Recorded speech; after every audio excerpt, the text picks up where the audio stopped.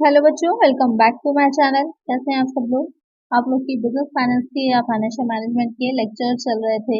इसमें हमने पढ़ा था कि क्या होता है आपका जो बिजनेस फाइनेंस है, फाइनेंस उसमें क्या रहेगा। फाइनेंस किसी भी व्यवसाय के लिए बहुत ही इंपॉर्टेंट रोल प्ले करता है। बिना फाइनेंस के आप कोई भी बिजनेस को नहीं चला सकते, कोई भी ऑर्गेनाइजेशन को नहीं चलाया जा सकता। क्या होता है, क्या उसके फंक्शंस होते हैं, किस तरह से एक कोई भी ऑर्गेनाइजेशन में फाइनेंस की व्यवस्था की जाती है। साथ ही उसका कैपिटल मार्केट कैसा रहता है, कैपिटलाइजेशन क्या होता है, रेशो एनालिसिस के बारे में भी हमने पढ़ा। उस पर और भी वीडियोस आप लोग की आएंगी। आज के चैप्टर जो रहेगा हमारा, जिसमें हम पढ़ेंगे कि आपका जो कैपिटल स्ट्रक्चर होता है, पूंजी ढांचा होता है या उसकी जो संरचना होती है वो क्या रहेगी। तो आइए वीडियो को शुरू करते हैं। लेकिन शुरू करने से पहले जिन बच्चों ने सब्सक्राइब नहीं किया, सब्सक्राइब कर दीजिएगा। वीडियो अच्छी लगेगी लाइक करिएगा और फ्रेंड्स साथ वीडियो को शेयर भी कर दीजिएगा। तो जब हम बात कर रहे हैं पूंजी ढांचा या कैपिटल स्ट्रक्चर की, तो जब हम स्ट्रक्चर किसी भी चीज का हो तो उसमें क्या रहता है, मेनली ये चीजें आती है ना। तो कैसे बना, क्या क्या चीजें उसमें शामिल है उस चीज को बनाने के लिए। तो इसी तरह जब एक बिजनेस के स्ट्रक्चर की बात आती है कि उसमें जो कैपिटल है वो किस तरह से इंक्लूड है। क्योंकि एक छोटा बिजनेस जो होता है तो वहां पे ये रहेगा कि एक अकेला व्यक्ति के पास भी इतना फंड होता है कि वो अपने पैसे से स्टार्ट कर सकता है। लेकिन जब आप एक काफी लार्ज स्केल पर बिजनेस की बात कर रहे हैं, अगर हम कंपनी की किसी बात कर रहे हैं, किसी का फैक्ट्री या मिल लगाने की बात कर रहे हैं, कोई प्लांट लगाने की बात कर रहे हैं, तो वहां पर हमको ज्यादा पूंजी चाहिए होती है, ज्यादा फाइनेंस चाहिए होता है। तो उसमें बहुत अलग अलग तरह की हमारे पास ऑप्शंस अवेलेबल होते हैं कि हम चाहें तो इक्विटी शेयर्स ले सकते हैं, हम चाहें तो प्रेफरेंस शेयर्स ले सकते हैं, चाहे तो हम डिबेंचर्स ले सकते हैं, लॉन्ग टर्म लोन्स ले सकते हैं। हमारे पास बहुत से ऑप्शंस होते हैं। तो क्या ऑप्शंस हमने अपने बिजनेस के लिए सोचे या अपने बिजनेस में इन्वॉल्व किए, उसके बाद हमने अपना कैपिटल बनाया, अपनी पूरा स्ट्रक्चर तैयार किया, वही हो जाता है आपका पूंजी ढांचा या उसकी संरचना। तो अगर हम बात करें कि क्या एज अ डिफिनेशन या एक सीधे शब्दों में अगर हम बात करें क्या होती है, तो इसमें रहता है कि जो फाइनेंस है, क्योंकि एक मोस्ट इम्पॉर्टेंट हमारा कंपोनेंट होता है किसी बिजनेस के स्टार्ट करने के लिए, नींव की तरह होता है। तो उसमें मेनली जो आपके रहते हैं तो दो तरह के रहते हैं, या तो आप इक्विटी ले सकते हैं या तो आप स्थिर पूंजी ले सकते हैं। जो फिक्स्ड आपकी पूंजी कैपिटल कही जाती है, फिक्स्ड रेट की कही जाती है, तो उसमें आपके डिबेंचर्स आ जाते हैं। इसमें आपको ऑलरेडी ये चीज पता होती है कि कितने परसेंट आपको देना है उस पर ब्याज। और साथ ही आपकी जो प्रेफरेंस शेयर कैपिटल होती है उसमें आप डिविडेंड देते हैं, लेकिन डिविडेंड का जो रेट होता है वो पहले से फिक्स रहता है। तो इसलिए अब उसको स्थिर पूंजी वाली कहा जाता है, स्थिर दायित्व वाली पूंजी कहा जाता है, क्योंकि ऑलरेडी आपको फिक्स रहता है। और जो इक्विटी कैपिटल होती है, जो समता अंश होते हैं, वहां पर डिविडेंड पहले से डिसाइड नहीं होता, उसको डिसाइड किया जाता है जो कंपनी की एनुअल मीटिंग्स होती हैं उसमें। तो यहाँ पर दो ऑप्शंस रहते हैं, तो उन्हीं दोनों के बेस पर डिसाइड किया जाता है कि कंपनी का स्ट्रक्चर कितना होगा, किस तरह का होगा, कितनी उसमें इक्विटी शेयर्स होंगे, कितने आपके प्रेफरेंस शेयर्स होंगे, कितने डिबेंचर्स होंगे, कितना लोन लिया जाएगा। उसी का पूरा एक अनुपात जो बनता है उसी को कहा जाता है पूंजी संरचना या फिर कैपिटल स्ट्रक्चर। और एक चीज इसमें स्पेशली ध्यान रखिएगा कि जब भी हम कैपिटल स्ट्रक्चर की बात कर रहे होते हैं तो वहां पर सिर्फ और सिर्फ जो आपके लॉन्ग टर्म सोर्सेज होते हैं उनकी बात की जाती है, जो दीर्घकालीन स्रोत होते हैं। क्योंकि एक पूंजी जो कंपनी में लगाई जाती है वो दीर्घकाल को ध्यान में रख करके लगाई जाती है, लॉन्ग टर्म को ध्यान में रख करके लगाई जाती है। इसलिए यहाँ पर कैपिटल स्ट्रक्चर की जब भी बात होगी तो वहां पर आपका लॉन्ग टर्म सोर्सेज की बात होगी। लेकिन एक चीज और ध्यान में रखिएगा कि अगर बात की जा रही वित्तीय ढांचे की यानी कि फाइनेंशियल स्ट्रक्चर की, तो फाइनेंशियल स्ट्रक्चर में क्योंकि जैसे आपके बैलेंस शीट के दो साइड होते हैं, एक लायबिलिटी होता है, दूसरा हो जाता है एसेट साइड। तो जो आपका लायबिलिटी साइड होता है उसमें जो भी चीजें रहती हैं वो सारी आ जाती हैं आपके फाइनेंशियल स्ट्रक्चर में, जिसमें आपका मेन तो कैपिटल रहती है प्लस लायबिलिटीज हो जाती हैं। लायबिलिटीज जो होती हैं वो आपकी शॉर्ट टर्म लॉन्ग टर्म सब तरह की रहती हैं, जिसमें क्रेडिटर्स हो जाते हैं, बिल्स पेबल हो जाते हैं, ये सारी चीजें आ जाती हैं। वो आपका दोनों चीजों को शामिल कर लिया जाएगा जब भी हम बात करेंगे फाइनेंशियल स्ट्रक्चर की, वित्तीय ढांचे की। लेकिन जब पूंजी ढांचे की बात होगी, कैपिटल स्ट्रक्चर की बात होगी, तो सिर्फ वहां पर हम कैपिटल की बात करते हैं, पूंजी की बात करते हैं। तो आपकी समझ में आ गया होगा कि आपका कैपिटल स्ट्रक्चर क्या होता है। अब देख लेते हैं कुछ डिफिनेशंस को, क्योंकि जब एग्जाम में पूछता है तो वहां पर आपको डिफिनेशंस भी लिखनी होती हैं। डिफिनेशंस की अगर हम बात करें तो जैसे रॉबर्ट एच बेसल की दे रखी है कि पूंजी ढांचा शब्द का बहुधा प्रयोग एक व्यवसायिक उपक्रम में विनियोजित कोषों के दीर्घकालीन स्रोतों को इंगित करने के लिए किया जाता है। The term capital structure is frequently used to indicate the long-term sources of funds employed in a business enterprises. यहाँ पर जो भी डिफिनेशन है आपको एज इट इज याद करनी होती, क्योंकि डिफिनेशन आपको उन्हीं के लैंग्वेज में लिखनी होती है, उन्हीं वर्ड्स में लिखनी होती है जिसमें राइटर ने दी होगी। तो यहाँ पर ये डिफिनेशन में देखिए क्लियरली उन्होंने मेंशन किया है कि किसी भी जो एंटरप्राइज है, कोई जो है उपक्रम है, उसमें जितने भी कोष इन्वेस्टेड हैं, विनियोजित हैं, दीर्घकालीन स्रोत होते हैं सारे, और उनसे जो आपकी इकट्ठा होती है वही आपकी कैपिटल स्ट्रक्चर कहलाती है। एक और डिफिनेशन की अगर हम बात करें तो वेस्टर्न एवं ब्राइंघम की डिफिनेशन है कि पूंजी ढांचा फर्म का स्थायी अर्थ प्रबंधन होता है जो दीर्घकालीन ऋण व अधिकार अंश और शुद्ध मूल्य द्वारा प्रदर्शित होता है। Capital structure is the permanent financing of the firm represented by long-term debt, preferred stock and net worth. तो दो डिफिनेशन दे रखी हैं, आपकी बुक में और भी दे रखी होंगी, तो उनको आप जितनी चाहें याद कर सकते हैं, लेकिन कम से कम मिनिमम दो डिफिनेशन जरूर याद करके जाइएगा। अपने अगर एग्जाम में क्वेश्चन पूछता है कि कैपिटल स्ट्रक्चर क्या है, उसके अर्थ को बताइए, परिभाषित कीजिए, तो आप कम से कम एटलीस्ट आप टू डिफिनेशन जरूर दीजिएगा। तो ये हो जाता है आपकी पूंजी ढांचा क्या होता है। अगर एक इक्वेशन की हम बात करें कि एक कैपिटल स्ट्रक्चर की इक्वेशन क्या बनती है, तो हो जाएगा आपका ऋण पत्र या बॉन्ड प्लस दीर्घकालीन ऋण प्लस स्वाधिकार अंश प्लस समअंश प्लस संचय व आधिक्य, यानी कि क्या होगा, डिवेंचर और बॉन्ड्स प्लस जो आपके लॉन्ग टर्म लोन्स होंगे प्लस हो जाएंगे प्रेफरेंस शेयर्स प्लस आ जाएंगे इक्विटी शेयर्स प्लस जो रिजर्व्स और जो रिटेन अर्निंग होती है सरप्लस होती है उसको ऐड कर लिया जाता है, तो बन जाता है आपका capital structure. I hope clear हो गया होगा आपको कि जो कैपिटल स्ट्रक्चर होता है उसमें क्या क्या चीजें शामिल रहती हैं या क्या होता है। अब बात करते हैं कि पूंजी संरचना को प्रभावित करने वाले तत्व, फैक्टर्स अफेक्टिंग कैपिटल स्ट्रक्चर। हमने ये तो जान लिया कि कैपिटल स्ट्रक्चर होता क्या है, लेकिन जब एक कंपनी शुरू की जा रही होती है और वहां पर उसको अपना ये सोचना होता है कि कितनी कैपिटल रखे, कि अपनी जो कैपिटल है उसको कितना भाग जो है वो इक्विटी शेयर्स में लगाए, कितना प्रेफरेंस शेयर्स के लिए रखे, कितने के डिबेंचर्स इशू करे, तो वहां पर वो किन चीजों को ध्यान में रखती है या कौन सी चीजें ऐसी हैं, कौन से ऐसे फैक्टर्स हैं जो इसमें इम्पोर्टेंट होते हैं ध्यान देना, वो सारे कारक कौन से हैं आइए देखते हैं एक बार। तो दो तरह के रहते हैं, एक हो जाएंगे इंटरनल फैक्टर, दूसरे हो जाते हैं एक्सटर्नल फैक्टर। इंटरनल फैक्टर्स वो रहेंगे जो आंतरिक संरचना से रिलेटेड हो जाएंगे, जो आंतरिक तत्व होते हैं किसी बिजनेस से रिलेटेड, और दूसरे जो आपके बाह्य तत्व हैं जो एक्सटर्नल फैक्टर्स हैं वो जो बाहर की दशाएं होती हैं उसको ध्यान में रख करके देखा जाएगा। तो आइए सबसे पहले देखते हैं जो इसके इंटरनल फैक्टर्स हैं। पहला पॉइंट है इसमें व्यवसाय की प्रकृति, नेचर ऑफ बिजनेस, सबसे इम्पोर्टेंट है ये। आप किस तरह का बिजनेस कर रहे हैं उस पर डिपेंड करता है कि आप जो पूंजी की संरचना आपकी कैपिटल स्ट्रक्चर है वो क्या चीजें इसमें इम्पोर्टेंट होती हैं कि कुछ ऐसे बिजनेस होते हैं, जैसे कि अगर हम बात करें कि कुछ मैन्युफैक्चरिंग एक्टिविटीज में लगा हुआ है, तो यहाँ पर अगर जैसे कि कोई मैन्युफैक्चरिंग एक्टिविटीज में लगा हुआ है बिजनेस जिसका भी है, कुछ निर्माण कार्य हो रहा है, कुछ बनाया जा रहा है, तो वहां पर जो आपकी कैपिटल है वो ज्यादा लंबे टाइम तक फिक्स रहती है, लंबे टाइम तक जो है वर्किंग कैपिटल उसमें लगी रहेगी, तो वहां पर आपको स्थायी पूंजी की आवश्यकता ज्यादा रहती है, फिक्स कैपिटल ज्यादा चाहिए होती है, वर्किंग कैपिटल की कम आवश्यकता होती है। और इसके अगेंस्ट जो लोग ऐसे हैं जो बिजनेस एक्टिविटीज इस तरह की है जिसमें आपका फॉरेन से गुड्स हैं बनाए जा रहे हैं या गुड्स हैं, आप बहुत से ऐसे लोग होते हैं जो उन चीजों को मार्केटिंग का काम करते हैं, विपणन का काम कर रहे हैं, तो वहां पर ज्यादा टाइम तक अपने पास स्टोर करके नहीं रखना है, तो उसमें कम जो वर्किंग कैपिटल जो होती है वो आपकी ज्यादा रहती है।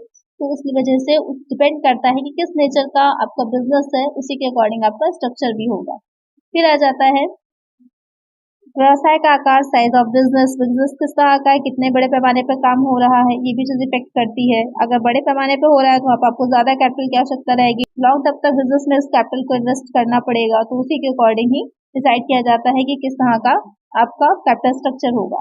आय, इनकम, इसमें रहता है कि किस तरह का बिजनेस कर रहे हैं उसमें कितना ज्यादा आपकी आय की निश्चितता है, सर्टेनिटी है। कभी कभी कुछ बिजनेस ऐसे होते हैं जो बहुत क्रेडिट पर चलते हैं, कुछ बिजनेस इस तरह के होते हैं जो आपकी पूरी तरह से कैश में ही चलते हैं, तो उस पर भी डिपेंड करता है। फिर आ जाता है नियंत्रण यानी कि कंट्रोल।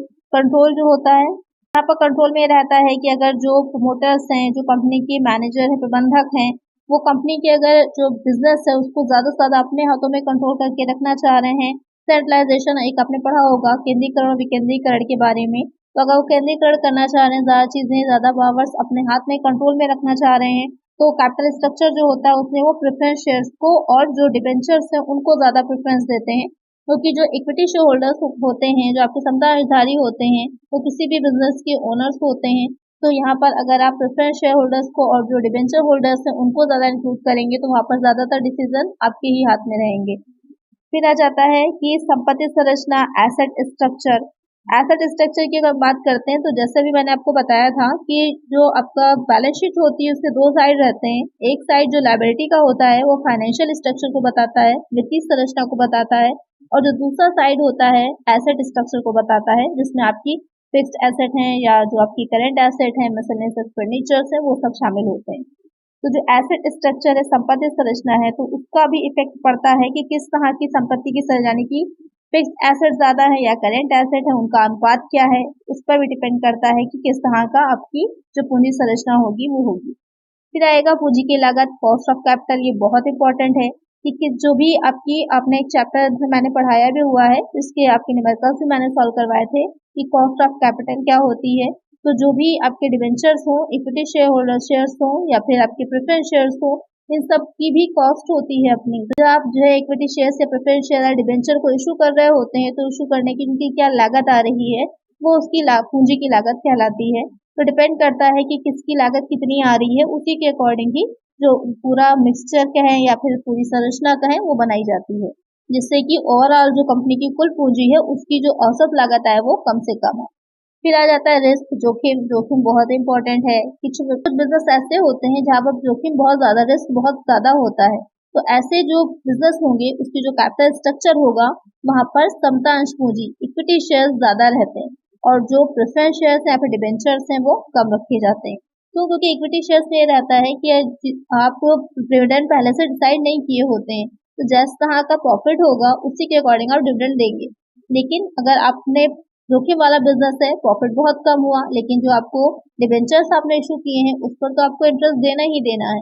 आपको प्रेफरेंस शेयर्स पर जो डिविडेंड है वो देना ही देना है, क्योंकि वो प्रीफिक्स होती है उनकी रेट्स, जिस वजह से आप ऐसे बिजनेस के लिए इक्विटी शेयर्स जो होते हैं वो ज्यादा प्रॉफिटेबल होते हैं। नेक्स्ट आ जाएगा समता पर व्यापार, ट्रेडिंग ऑन इक्विटी। समता पर व्यापार क्या होता है? समता पर व्यापार की अगर हम बात करते हैं कि ट्रेडिंग ऑन इक्विटी, तो सबसे पहले समझ लेते हैं कि होता क्या है ये।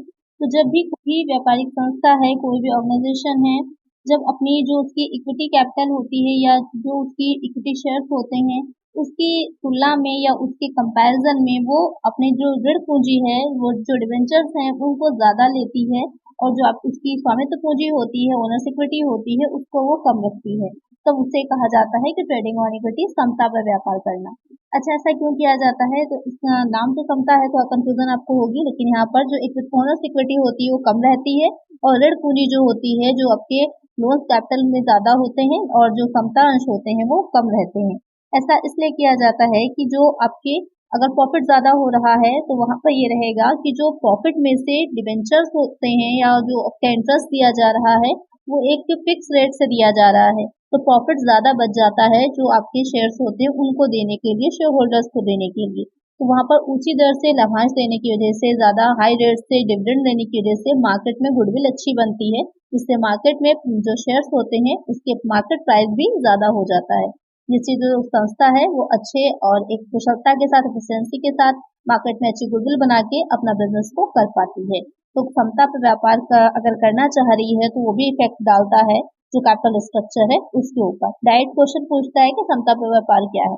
तो जब कोई भी संस्था, अपनी कोई भी ऑर्गेनाइजेशन अपनी जो कैपिटल स्ट्रक्चर है उसमें ओनर्स इक्विटी को, जो उसकी स्वामित्व पूंजी है उसको कम रख करके जो ऋण पूंजी है उसको ज्यादा रखती है, तो उसे कहा जाता है समता पर व्यापार करना, ट्रेडिंग ऑन इक्विटी।